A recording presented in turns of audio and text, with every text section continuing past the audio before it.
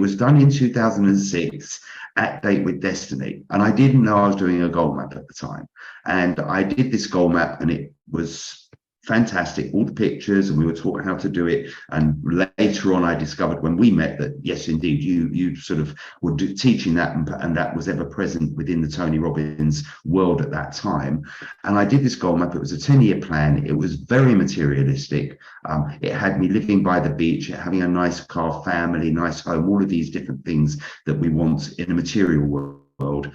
And I achieved them 10 years later. And I was working with Tony Robbins at the time. I was bringing people from Russia to Tony Robbins events. And I was asked to share what was important to me, what I learned from Tony Robbins. And this goal map just flashed up. I said, wow, 10 years ago, I'd done this goal map. I'd done this plan, or I'd done this map, I didn't, as I said, hadn't met you yet, so I didn't know it was a goal map, but I was telling these guys that I'd done this, and 10 years later, everything came true, and it was amazingly strong. And this is the power of Tony Robbins.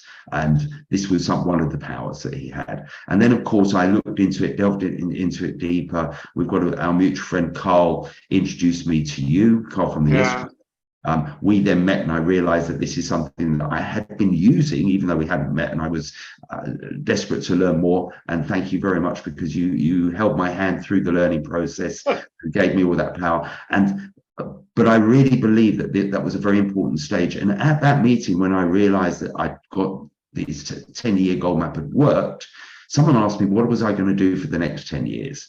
And for some reason, my mouth opened, and I said, I'm going to be a catalyst for world peace.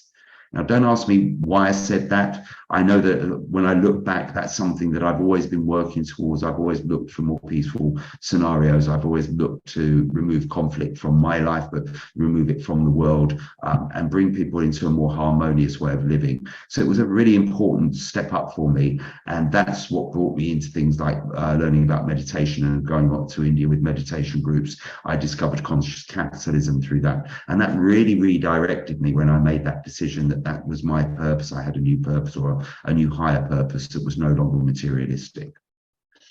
A deep sense of commitment and feeling within you, I expect, Stephen, that surfaced as you've been on your personal development journey. What are your goals for the future?